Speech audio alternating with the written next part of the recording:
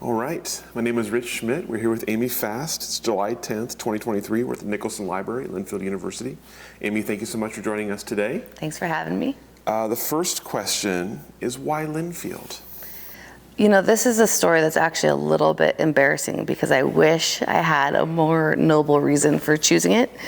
I was accepted at Linfield and Western Washington. I grew up in the Seattle area, Snoqualmie Valley, and Whitman College. And I was interested in kind of a small college vibe. And I was really also interested in just the feel of a campus when I was on it, I guess.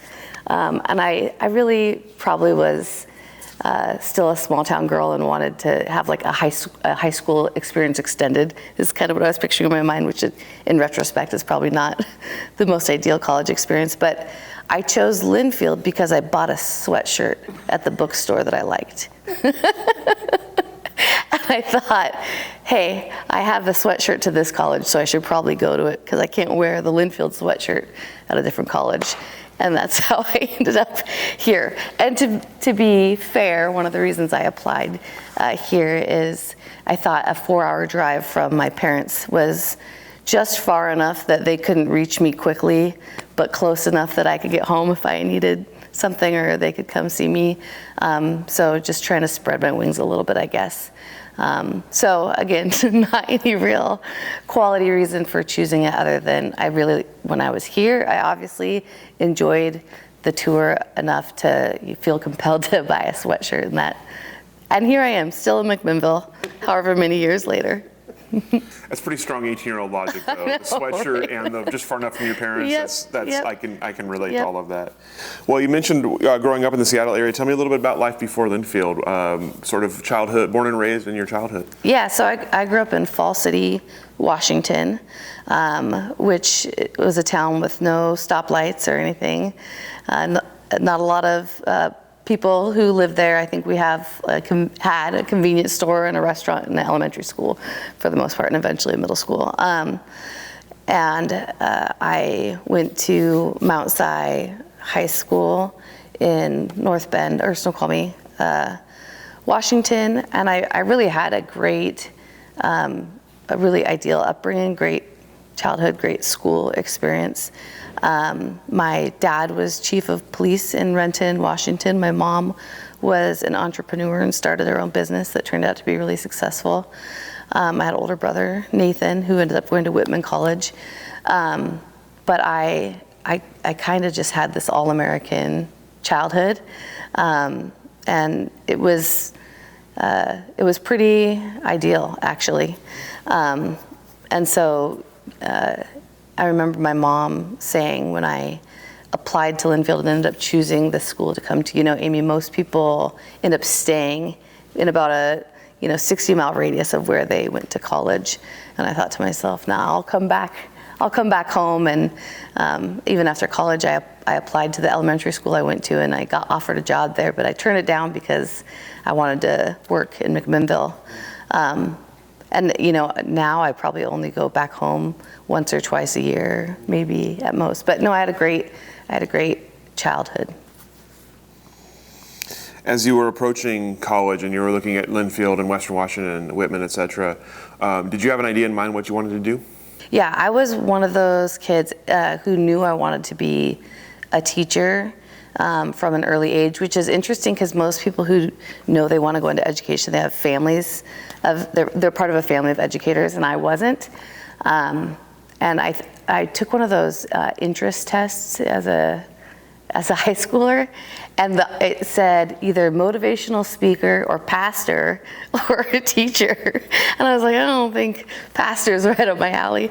And I don't know how one gets a job being a motivational speaker, but I clearly had this tendency towards wanting to help people in some capacity. And apparently I like to hear myself talk, I guess. I don't know. So I just always was really interested in helping kids. So tell me about your first impressions of Linfield when you visited it first and then when you were back on campus as a freshman? Yeah, so when I visited, I just felt, I guess, at home here. I loved the campus. I love the brick buildings and the trees, and I love the 3rd Street in McMinnville. It just, the vibe felt right to me, and the size was similar to the high school I went to, honestly, and so it felt comfortable. I think I like being a big fish in a small pond, so I kind of got that feeling when I was here. And then I was a soccer player at Linfield, so I came for Hell Week, which I don't know if they still refer to it as that, but a couple weeks before the rest of the freshmen or the rest of the students came, and so that was an interesting experience for me because I didn't come with any friends. I didn't know anyone at Linfield, and so I felt fortunate to get to bond with a team before really getting my feet wet in the academic side of things at Linfield.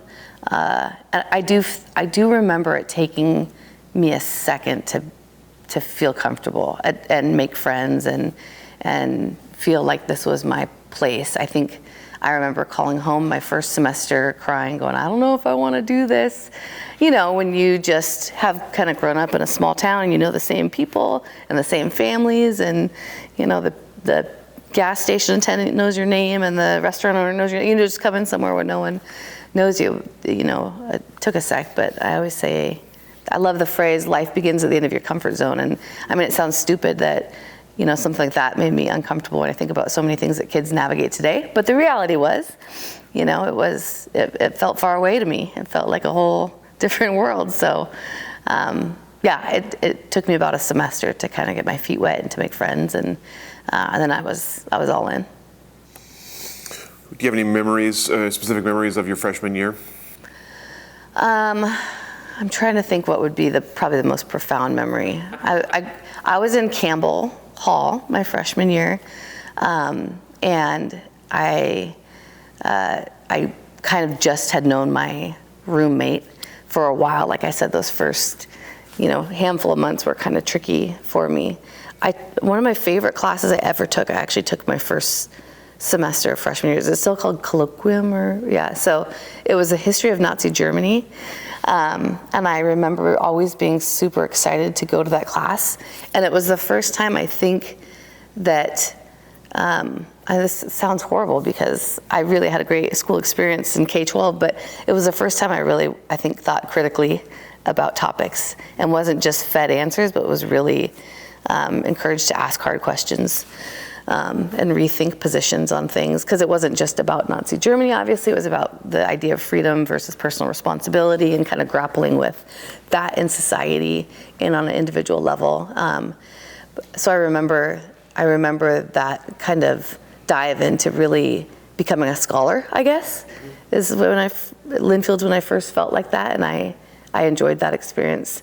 I also remember one really icy day leaving Campbell Hall and stepping on the steps and just like my feet sliding out from under me and falling, and I just turned around and walked back up to my dorm and went back to bed and said, this isn't going to happen. And I think that set the precedent of I can skip class. And that what a lot of kids go through of they don't have teachers calling their parents, they don't have parents telling them to get out of bed. And so I remember that first semester, it was the lowest GPA I've ever had in my life, before or after. And my parents saying, you're not going to stay there if you keep this up. And so kind of that, the irony of that class being so interesting to me, and also just on a real small, kind of stupid scale, me grappling with that freedom versus responsibility notion myself, right? And what that meant for me as trying to become an adult. Profound, and I think fairly common. I think that's the biggest thing first year, right? Tell me about other favorite classes or favorite faculty that you remember. Sure. I think obviously I'd be remiss if I didn't talk about my education classes. Bob McCann is probably one of the most prominent professors in my memory, as well as Professor Cruikshank. I think, again, I struggled my freshman year and I struggled my senior year with attending classes. I think Doug called me in and said, Amy, you missed 17 math for elementary school teachers classes this semester. And he kind of had to come into Jesus with me on that. And by the time you're a senior, you really get to know the professors well that are, in your major. And they treated me like, one of their own children, and also really professionally. They wanted me to represent the school well. They wanted me to be a respectable professional when I got into education. And so I think about their classes, but also just their mentorship of me along the way. Like I said, going from a student to becoming a full-fledged adult. And, I didn't miss any days student teaching. So just that journey, I guess, from coming to Linfield as a 17-year-old, and then, graduating and going into being a fifth grade teacher, right out of the gate. I think those professors really helped shape me and kind of parent me, I guess, along the way. You mentioned that you played soccer here as well. I'm curious about sort of the balance. How long did it take you to find the kind of, I guess, school life, sports balance? Sure. I think that I was always a student athlete, so that part was pretty grounding for me. I think I would have had a harder time had I not played soccer, trying to juggle it all. And Steve Simmons, who's the AD right now, was my soccer coach. And I think it was really good. It helped provide me some structure, some time management. It kept me from partying too hard, I think it was necessary. It was a good experience for me, for sure. What about the other kind of extracurriculars? What else do you remember from time at Linfield, in school or activities or stuff around town? Yeah, the luau was always super fun. I always remember spring at Linfield for some reason, just like laying out on towels in between the dorms, playing Frisbee and listening to music. I don't know, there was always some kind of pickup game in the, on the grass of some sort. And I don't know why that sticks out in my head, but those were fun times. I think back on things we were stressed out about then. I would give anything to go back to, being stressed out about writing a paper or whatever and getting to play Frisbee on the lawn with my friends. It was not a bad time. It was pretty great.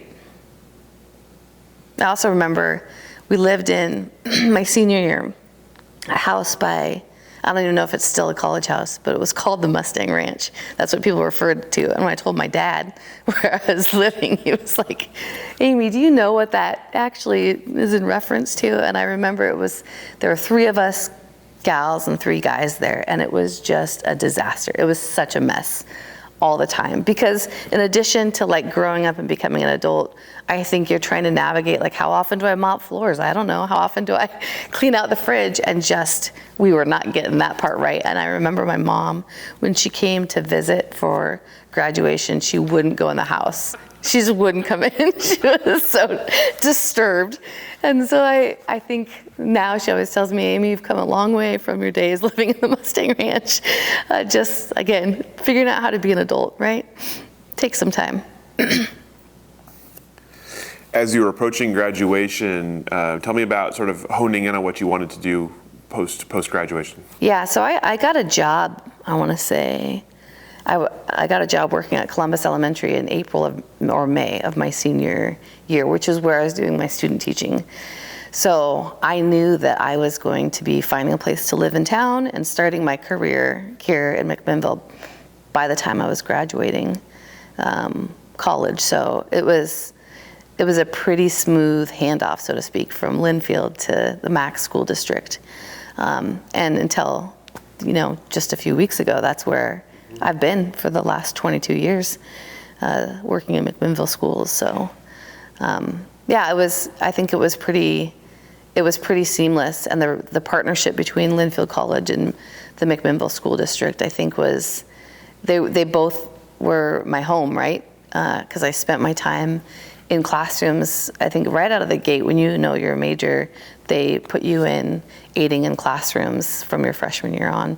So I was spending my time between Linfield and McMinnville schools consistently, for my first year here.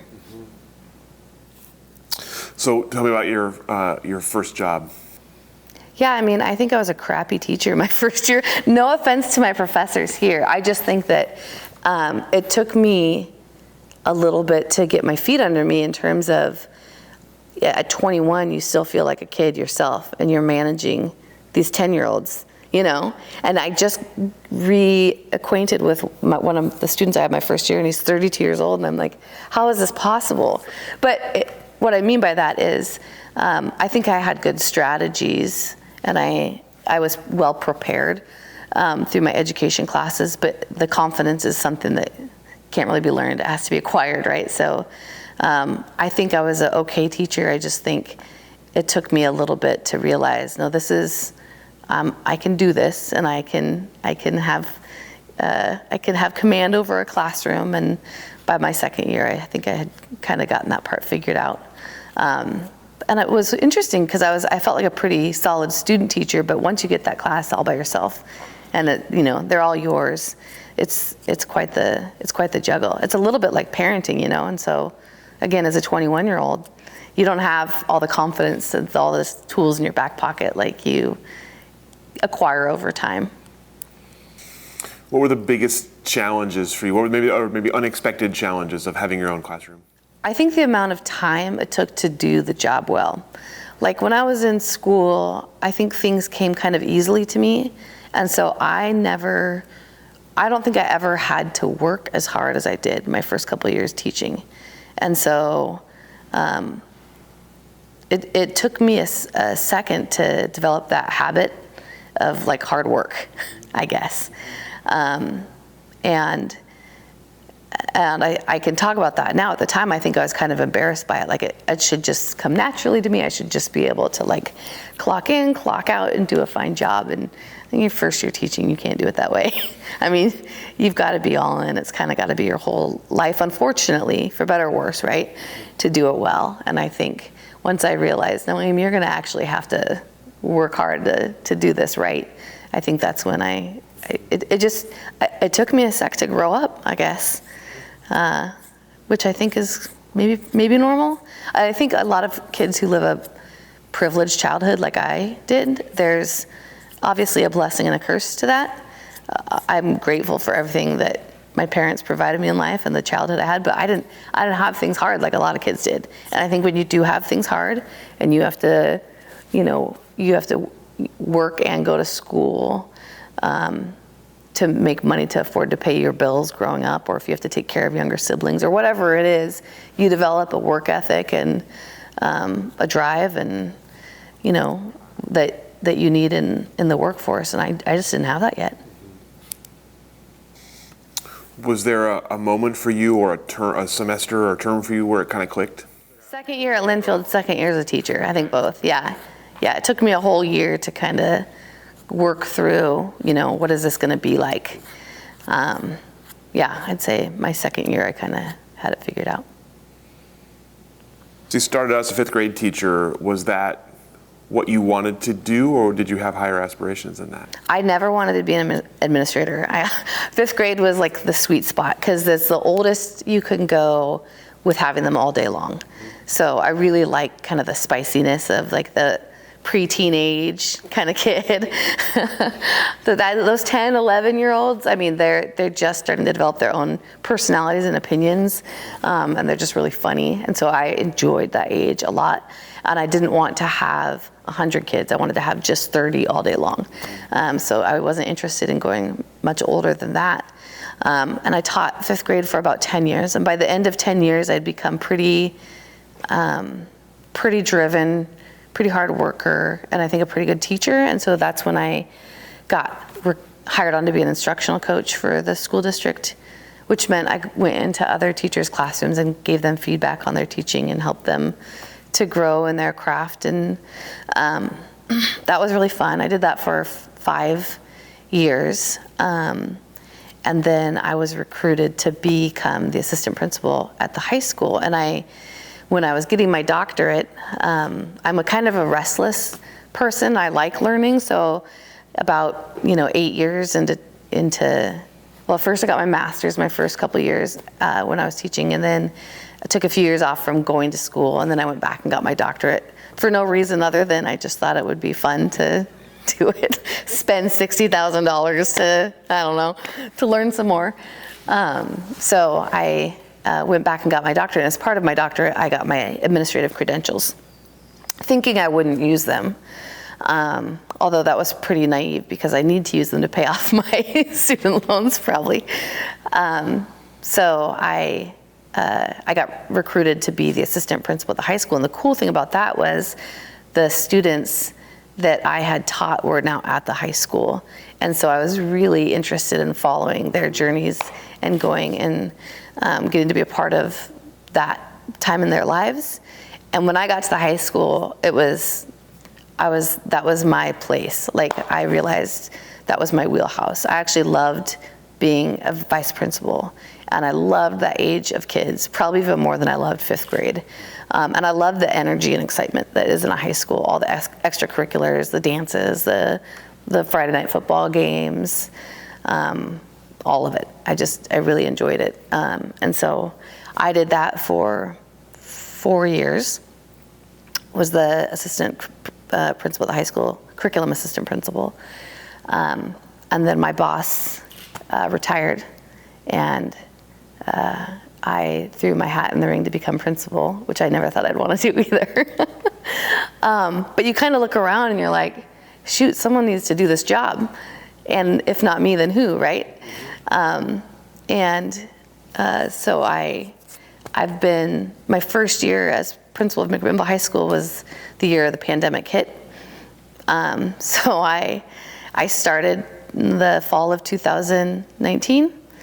And by March, got on the intercom and said, we're going to take a 2-week spring break, and then didn't come back for a couple of years. And that was a really fascinating start to my journey as principal, because I was supposed to be the principal that took the school from great to groundbreaking, and I became the crisis principal. And it's just a whole different mode of leadership, right? So I learned a lot, I guess. I'm going to come back to that because I have a lot of questions about that for sure. I want to talk about the kind of intermediate time there when you post teaching before you're principal. Instructional coach. Okay, so tell me about that. That's a very different role, and obviously you're going into people's classrooms and offering guidance. Yep. It can be kind of a dicey proposition, I would imagine. So how did that work? It can, and to add to the diciness, we had just received an $8 million federal grant called the Teacher Incentive Fund, and it was essentially merit pay. So teachers got paid bonuses to work with me and other instructional coaches in the district. So it was incentivized to ask me to come into their classroom, and I can't remember all the components of it. Some were observation, some were like showing student growth. There were lots of components that was a menu of items that you could basically do to get the pay or whatever in the end. I think that since then it's been pretty much well established through research that merit pay doesn't work. But what did work was it got teachers, one of the aspects of it was peer observations. So it got teachers out of their classes, watching other teachers teach.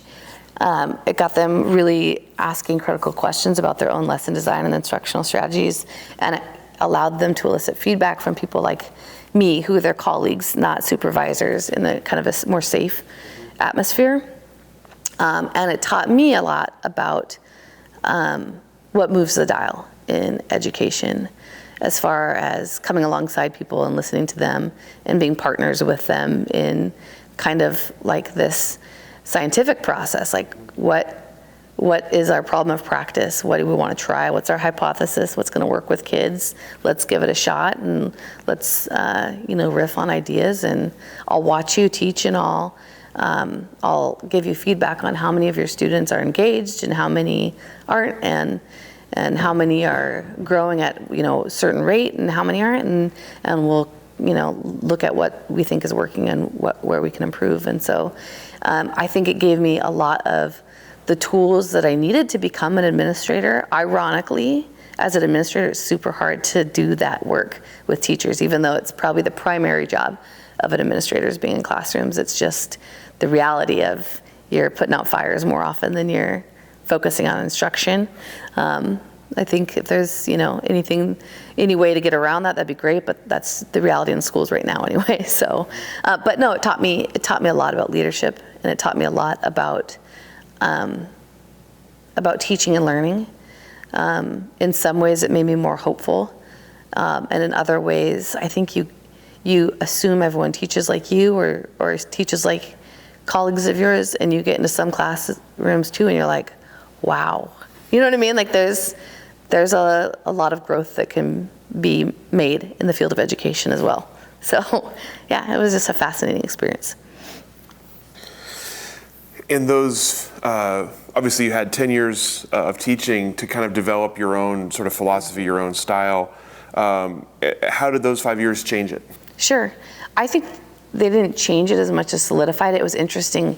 I was going through, when I was applying to be the principal of McMinnville High School, I was going through boxes because it was the same time I was moving houses. And I found an old paper I wrote for Linfield, and it was like my philosophy of education. And what was ironic about it, or cool, I guess, is it hasn't changed much. If anything, it's just more solid in what I was, in theory, thinking education should be about, and now living it for 22 years, I just feel like I'm even more convicted in those ideas. And when I became, my first year teaching was the first year of the No Child Left Behind legislation. So with Bush and the measure, schools and reward or punish them based on how well their students do. And then with Obama, that was when the federal grant came that employed me as an instructional coach. But more of the same with Race to the Top, right? It was like, let's see if we can incentivize teachers to do a better job with kids. And all these efforts that we've had on both the national and state level to try to get teachers just to work harder to have kids do better, unfortunately it doesn't work. You know what I mean? Like, teaching is an art and a science, and it's a human profession, and students are diverse, and education just has to be personalized to meet the needs of students, and every teacher is going to do it a little bit differently. And I could get up in front of a classroom and say something and employ a certain strategy, and someone else could do it in the exact same way with the exact same words, and one of us could be successful and one of us wouldn't be. And it's just because there's so much nuance to careers that hinge on human beings. So as you took the step into being assistant principal, you obviously a different role and a different level of education, different age. What was the job as you understood it? What were you getting yourself into, and then what was the actual job?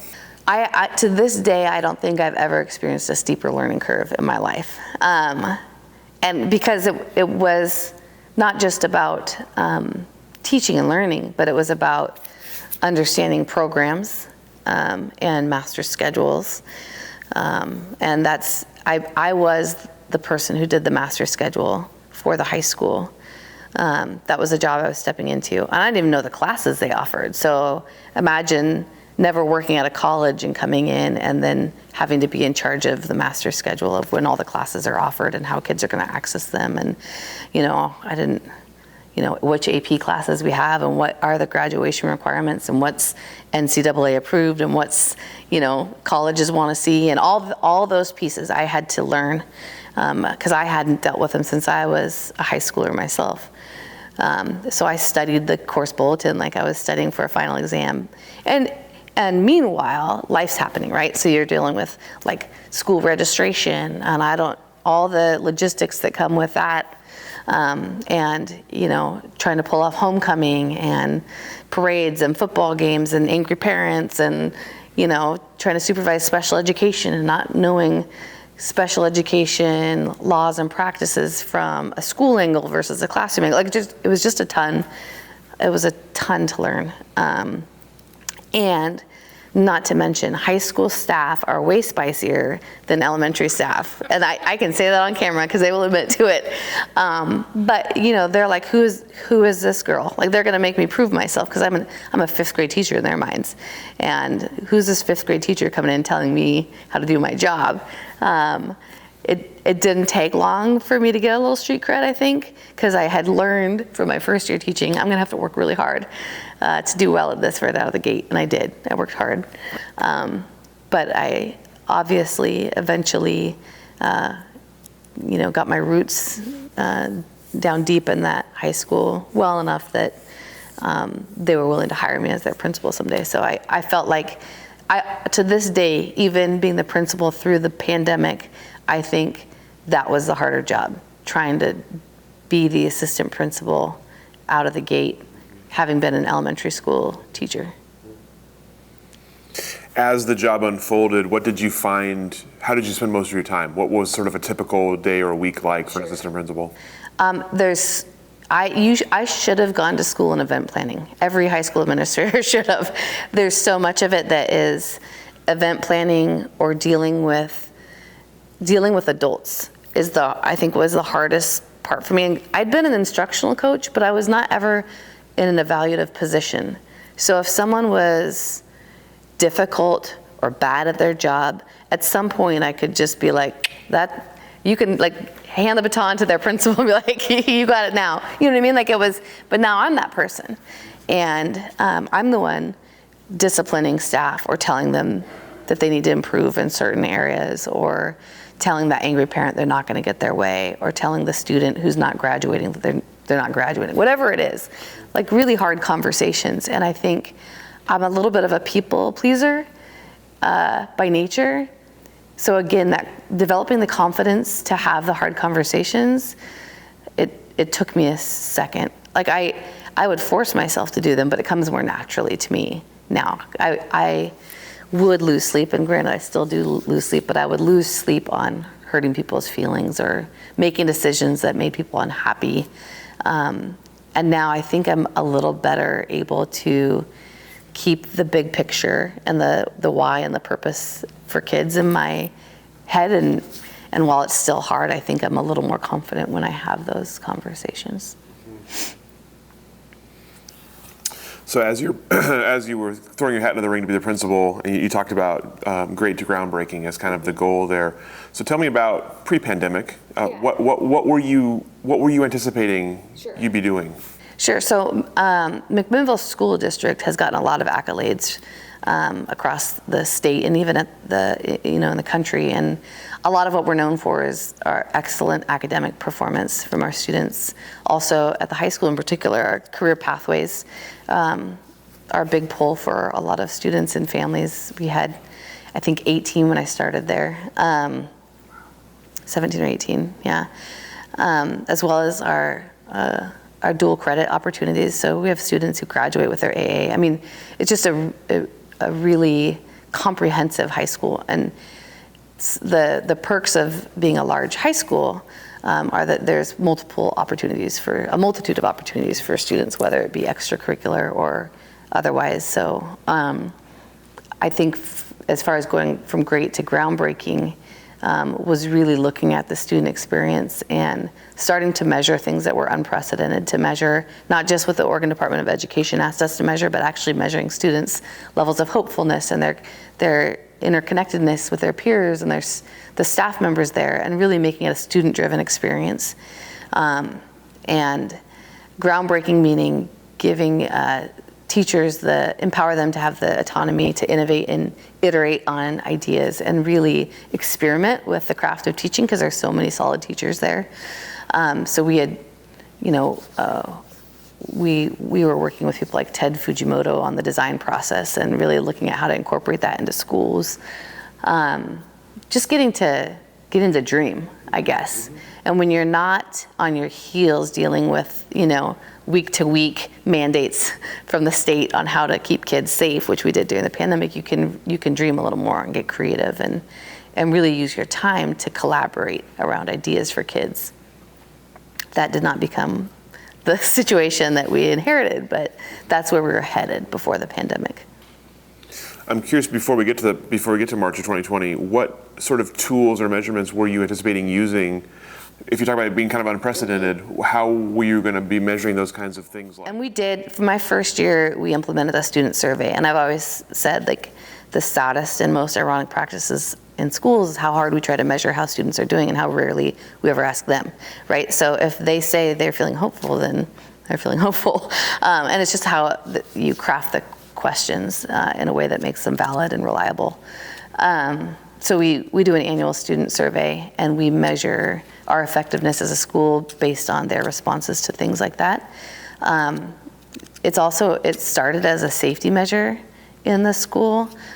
We implemented it right after the Umpqua Community College shooting, with the notion that students who are feeling like they matter and they're feeling a sense of significance and hopefulness in their school setting aren't the ones who commit acts of violence, right? And so every time there was a situation where we had a student do something that was concerning on a large scale, every single time you could track back their student survey to a student who was feeling hopeless, which was about 4 to 6% on any given years of students. So we made it a real concerted effort to get to know those students as deeply as we could, so they felt seen and heard and known at the school. But that was one major way. Another one was really looking at employability skills. So, like teamwork, leadership, communication, all the things that standardized tests don't matter or measure, and really focusing on finding ways to use rubrics to measure those in our pathway classes.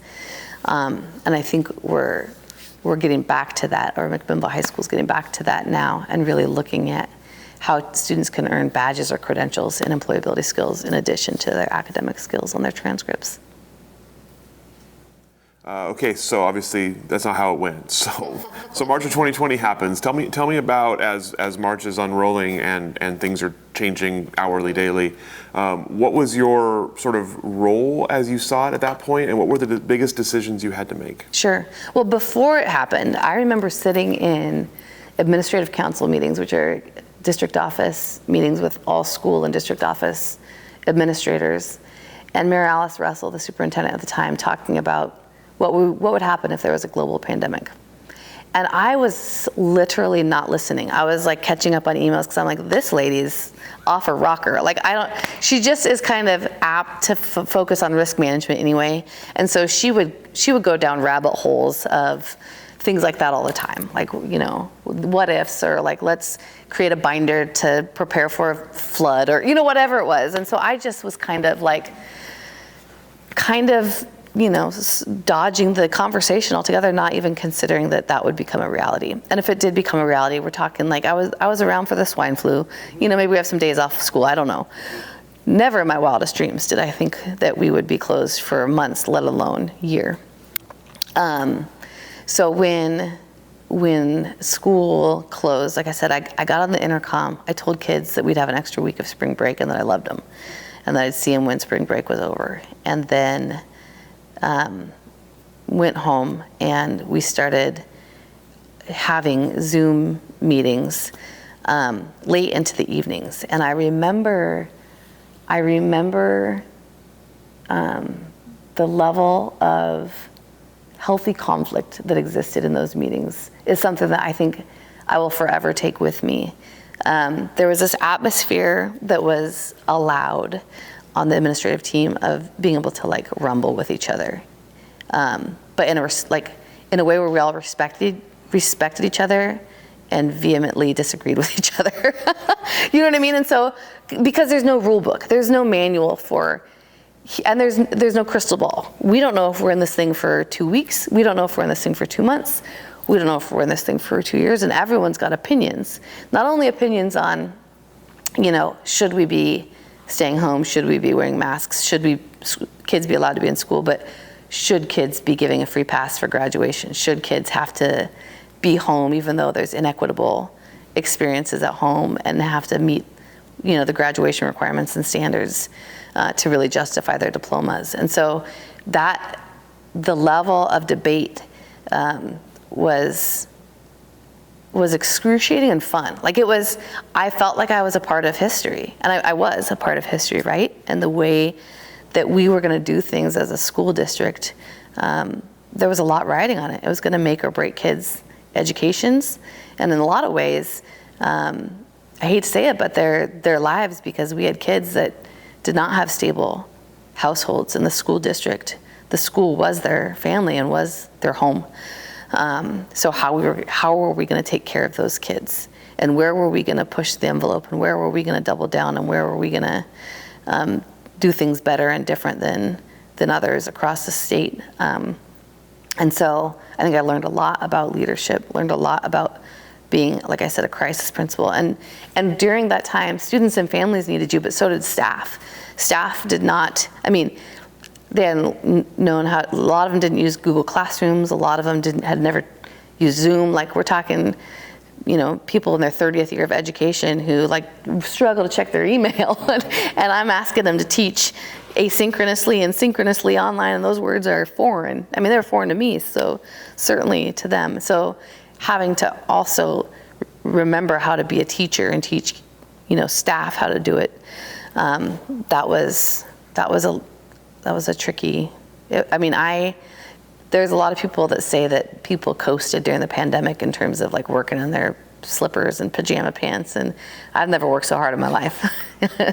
We had to reinvent school as you knew it, and there was no one, like I said, everyone was on the same leg of the race. There was no one ahead of you saying, here's how we did it, you should try it this way. So there was something, like I said, that was invigorating about that, because you really got to be creative and innovative, but it was also really, really challenging. And I felt the weight of the world on my shoulders, literally, because you don't want to get it wrong.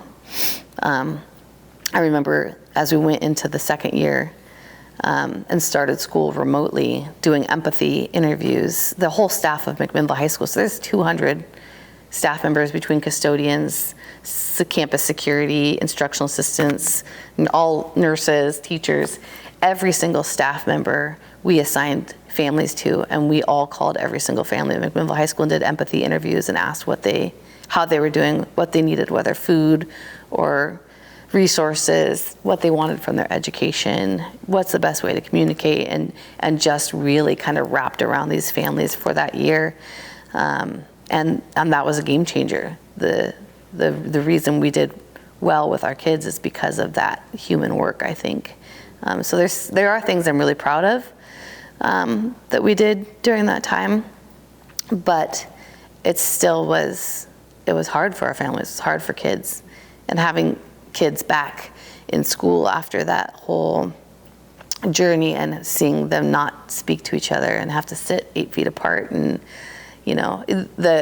I think the coming back to school was probably even harder than figuring out how to do school remotely, because the rules were changing every couple days. I mean, I remember I would literally send out, all right, staff, here's how we're going to do this.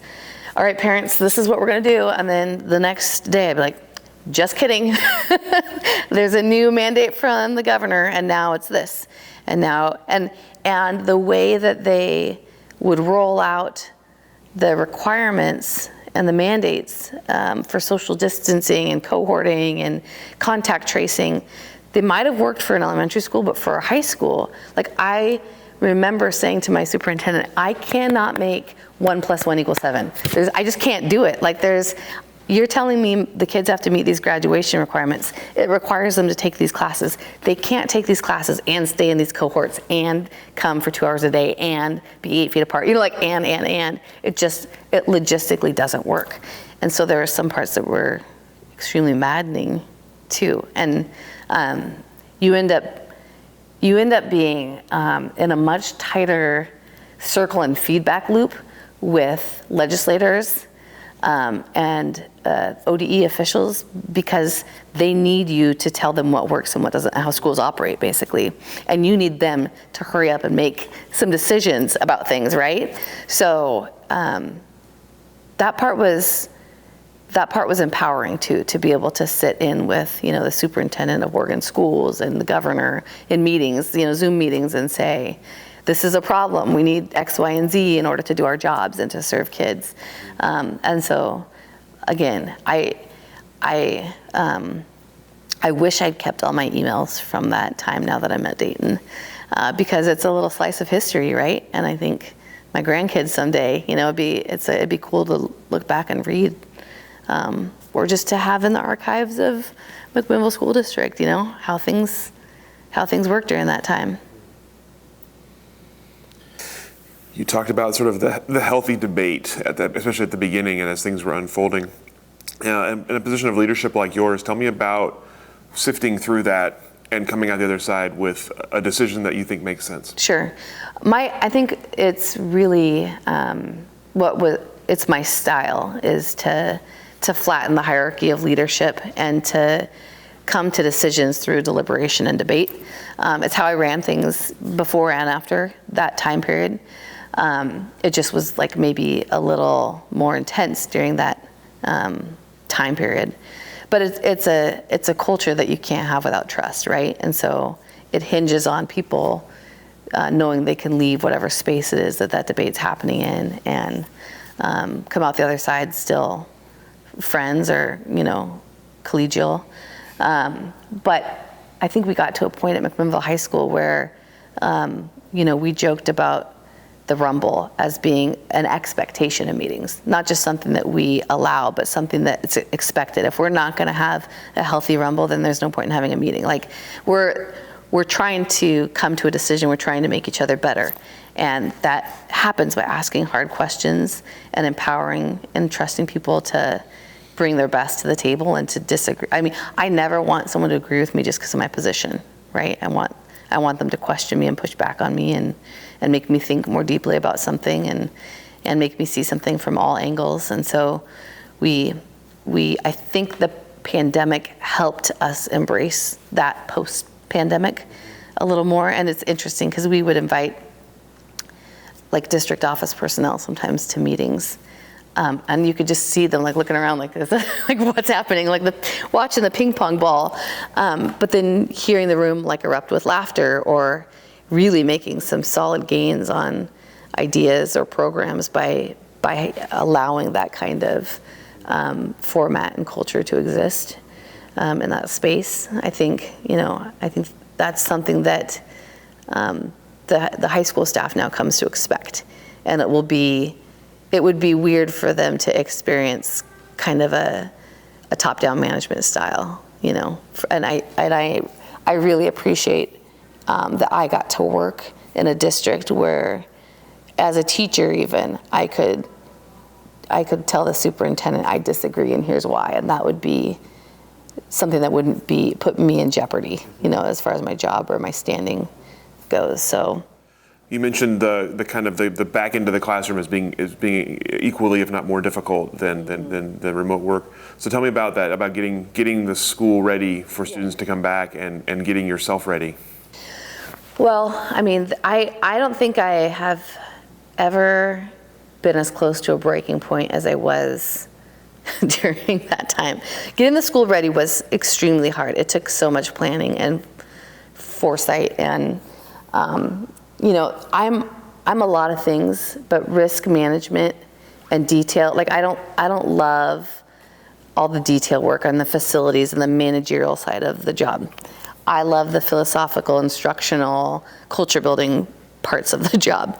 And so I was in my hell. Like that was my personal and professional hell, just being like, all right, we got to move the desks, and this is how many desks we should have in a room, and this is how many classes a kid can take, and this is, when you have to contact trace and when you don't have to contact trace, and where's the spreadsheets, and because there wasn't a manual, I'm creating the manual, right? Like up until a few months ago, the email I sent counselors out to send to teachers when a kid had COVID was still the email being, copied and pasted into things. So you're just creating everything from the ground up. The hardest parts for sure, though. And the other piece is you don't want to tell a teacher to do something that you're not willing to do.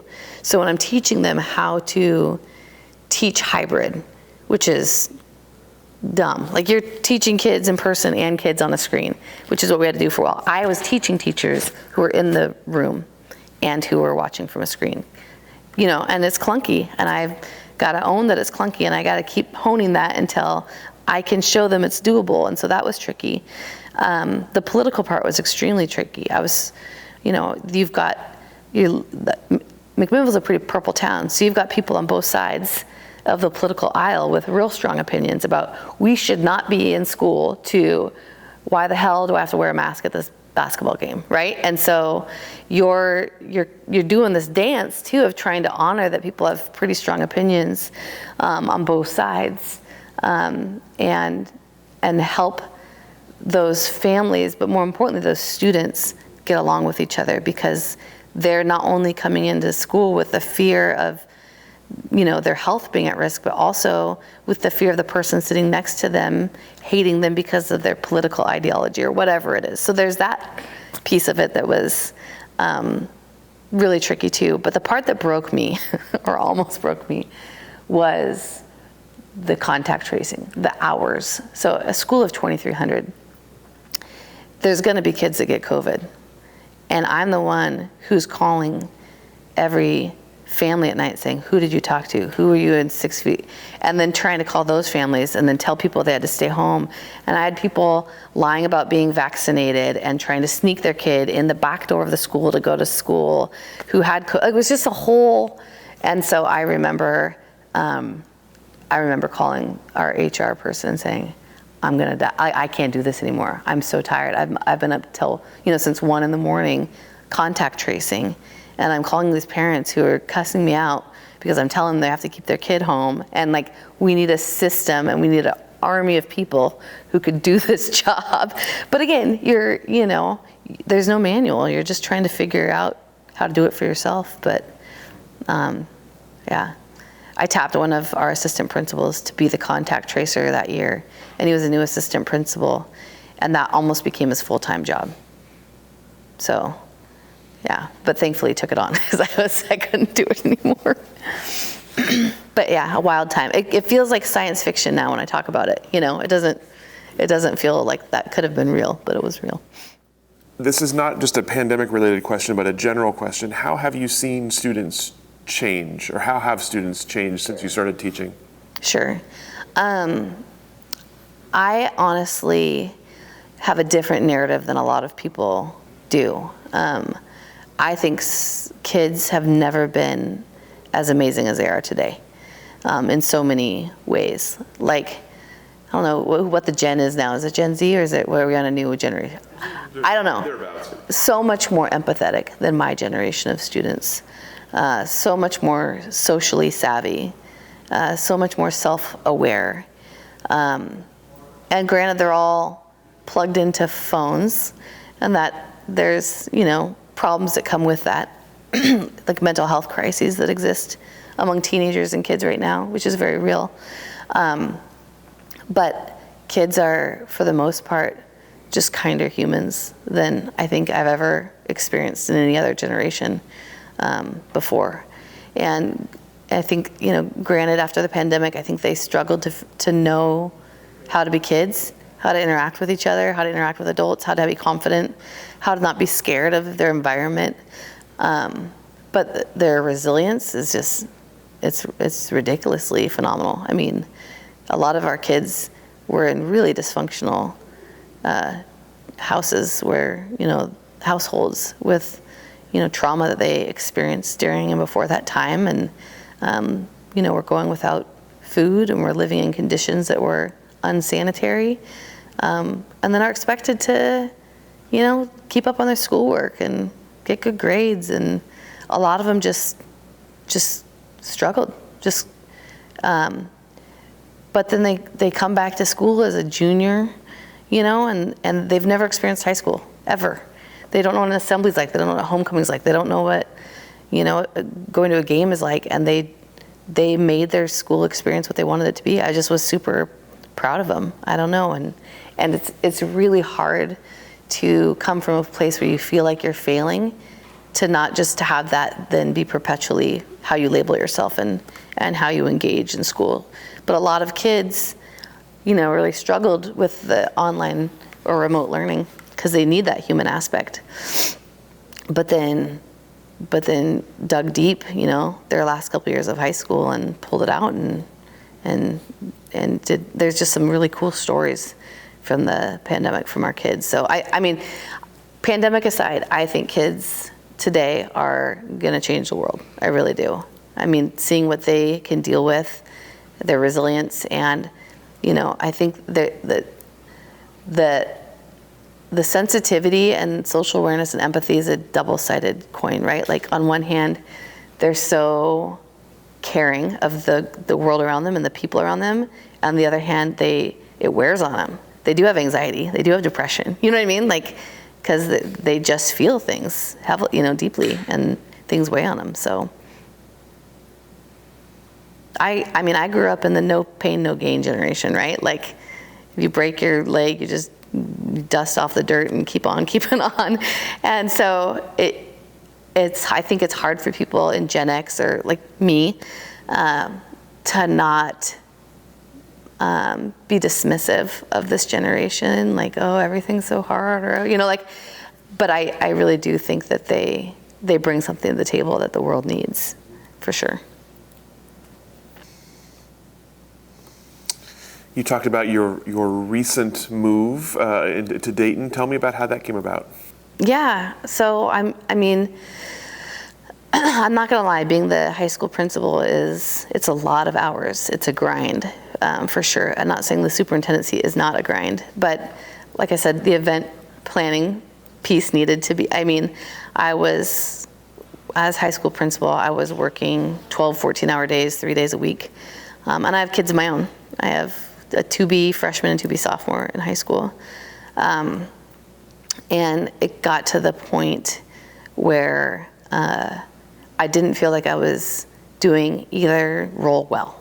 I didn't feel like I was being a parent well. I didn't feel like I was living a balanced life. I didn't feel like I was being a principal well. I didn't feel like I was taking care of my health. In some ways, it feels like an impossible job. And I also feel like it's meant to be more of a sprint than a marathon, meaning I've given every skill I have to the school, and I can only get the school so far with my set of skills. At some point, you have to hand off the baton to someone with a different set of skills who can take it to the next level, right? So it's a little bit like a relay race. And I couldn't unbury myself from that role of crisis principal. I found, and whether it's my personality or my leadership style or my leaning or my people pleasing, I felt like I spent 99% of my day putting out fires and dealing with adults' needs, and which is not bad, but I couldn't get to the heart of what education is supposed to be about, that school. I couldn't get to what the kids needed because I was so busy dealing with crises of adults all the time. And that's not any knock on staff or parents or anything. It just is, probability-wise, with a school that size, you're going to have a lot of needs.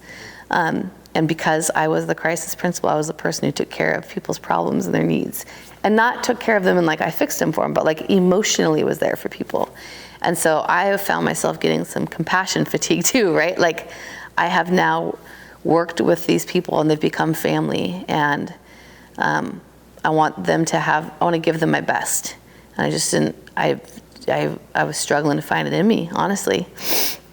I could have probably a better, more fake answer to that question, but the reality is I was ready to grow myself, and I needed to find some balance in my life. And Dayton is a small school district, 900 kids total, whereas my high school was 2,300.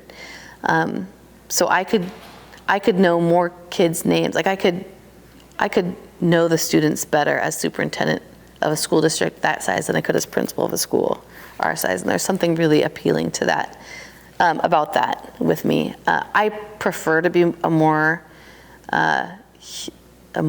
relational leader, like human-centered leader. And just the scale of McMinnville was it was big, It was big. Could barely crack the surface of that work. There were new teachers that were hired during the pandemic that I'd never seen before, and would walk down the halls like, what is that teacher's name again? Like, that's embarrassing, I didn't want to be that kind of leader. I want to be the kind of leader that knows your name and your husband's name and the name of your kids and your dog and the kids in your class. Like that was appealing to me. So this is only my second week there at Dayton though. So we'll see. Well, you're still there, so that's good. That's because I haven't been fired yet. I haven't quit and I haven't been fired. Yeah. No, I actually love it so far.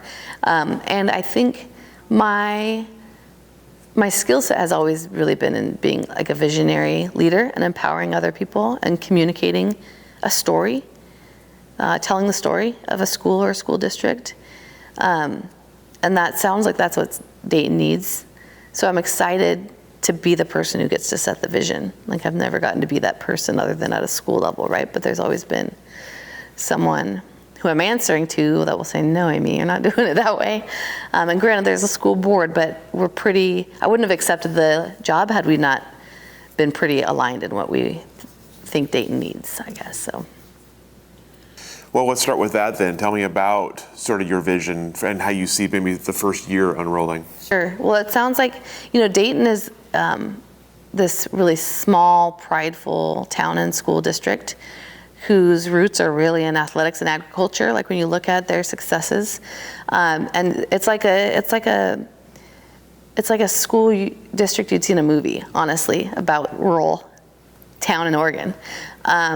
And everybody knows everybody, and someone's auntie or someone's grandchild, and it sounds like there was some drama that's happened in Dayton, and this isn't a mystery. People will speak openly about it. I think they've had like 4 superintendents in a handful of years, and multiple high school principals, and just things that happened that left Dayton divided a little bit, and unsure of how to get back to who they were, and who they are, and how to be the best version of who they are, to be taken seriously, not just as athletes, but as academics. And so they really wanted someone who could bring the community together and the district together, someone who could bring the pride back in the students. Again, not just as an ag town or an athletic town, but also as a town of scholars, kids who are really capable. They need someone to tell the story of Dayton and bring people to Dayton.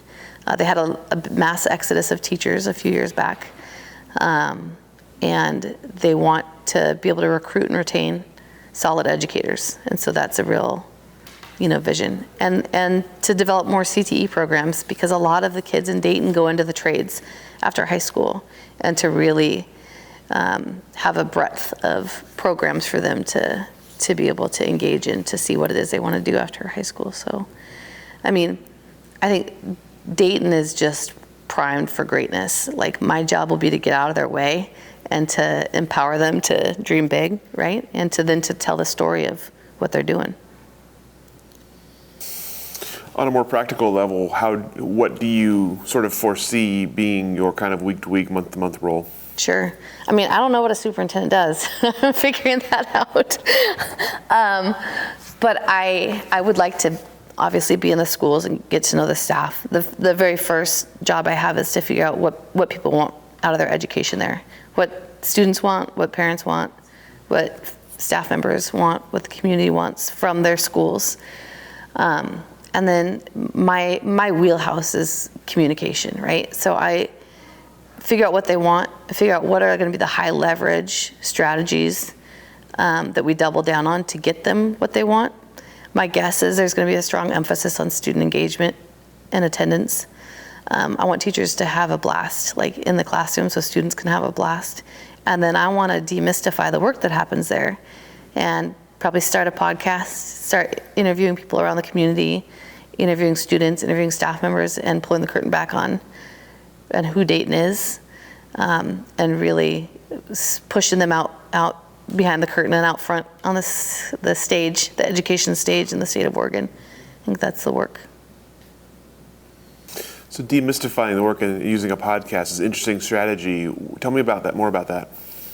Yeah, so I mean, I think one of the hard parts about being an educator is so much of your work happens behind closed doors, and your students know about it, and maybe parents, but there's not a lot of validation that you get and recognition when you do a good job, right? Other than your intrinsic value that you have for the work. So I want the staff to feel valued. I also want the greater community and surrounding areas to start hearing about Dayton and want to come there. And so the podcast is really an effort to, a lot of times people equate rural with archaic. I really want it to be, we can be rural and we can be out front and innovating. And, podcasts are where people are at. It's what they're listening to them on their way to work. They're listening to them as they're getting out of the shower, whatever it is. That and social media, we gotta be where people are. And so I could tell the story via, emails, or tell the story via website, but no one's gonna hear it, right? So I just want to, I guess, come into the modern world and make Dayton proud, I guess. But also not just interviewing people that have ties to the school district, but community members, business leaders, tell the story of Dayton in general. The school district in a small town is the hub of the town, right? So it makes sense to have that be where we start telling the story of Dayton in general.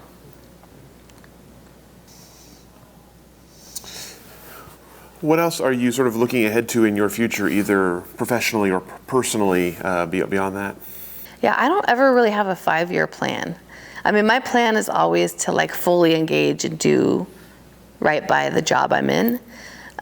What I find is somehow that gets me a seat at a table, then that launches me to the next whatever, right? So I'm fully excited just to enjoy this role. I am a restless person in that I'm not always looking for the next thing or the next best thing, but I can't help but get my fingers in decision-making places, right? When I see a need for change, I can't help but pull a seat out of the table and try to be a part of it. So I am excited for the part of the superintendent position that allows me to have a voice at the legislative table. That's exciting to me. I've never had that before.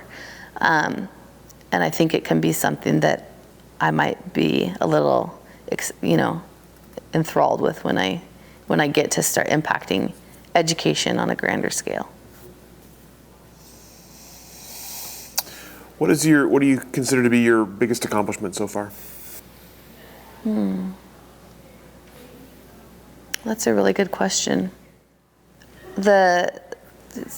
Having every educator will probably, the first thought that comes to their mind is the kids who you impacted that still consider you a mentor or still reach out and want to stay in touch. Like I said, this student I had my first year teaching, just found me on Facebook and had messaged me what impact I had on his life or whatever. And that'll always be what is the first thought that comes to my mind in terms of what I'm most proud of. I would be lying if I said I wasn't proud of getting the school through the pandemic.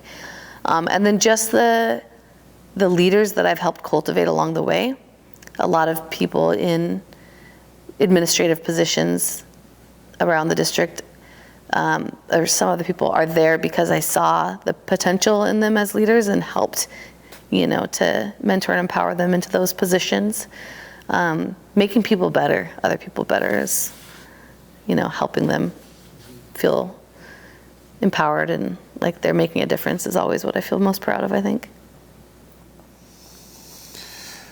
You talked a lot earlier in the interview, especially about kind of first year at Linfield, first year teaching as giant kind of growth opportunities and growing into adulthood and growing into leadership. So looking back now from where you are, what advice would you give yourself if you were starting this over again? That's a good question. We get very philosophical at the end here. Yeah. I don't know that I would have done it any differently. even messing up. Like, just be fully present and fully alive in whatever it is you're doing. And the reason that I kind of bombed some classes is because I was knee deep in the student experience. I was having a blast. And my suggestion to kids coming to Linfield is not to skirt their academics and party. That's not what I'm saying, but I guess I needed to make the mistakes I made in order to have the growth I did. So I'm not sure I would change anything at all. And obviously, you've been around Linfield now since graduating. I'm curious about how your relationship with the school has developed as you've been an alumna. Sure. Yeah. No, it's been, it was like I talked about Bob McCann, and I stayed in touch with him and came back and served on the Linfield consortium with the ed department in terms of how to, then giving feedback to the ed department on what we need for students to come in knowing. So it was kind of like this full circle experience. And then as principal of the high school, I had a lot of opportunities to collaborate with Miles Davis and just really talk about the pipeline from being a student in McMinnville K-12 schools to having the opportunity to attend Linfield University. Now it was Linfield College when I was here. So it's I can't say that I've given back in the way that a lot of alum do in terms of sending a bunch of checks in the mail, but I've given back in terms of this is still my stomping ground, and I still work with the education department here, and I still work with the president of the university to figure out how can we create the best experience for students in McMinnville. And that's, I guess that's always been at the heart of what I care about, right? Is the student experience. So it's been fun to be able to maintain that partnership. And how have you seen Linfield progress since you've graduated?